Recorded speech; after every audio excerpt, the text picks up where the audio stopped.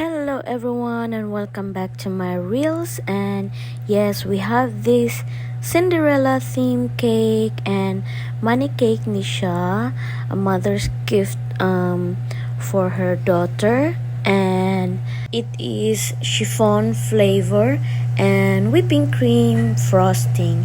And ang iyang mga toppers ani is handmade by me.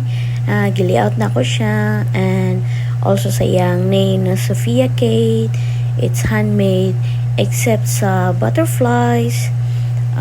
Got it from Shopee. It's her second time nga nag-order siya og customized cake sa Akua.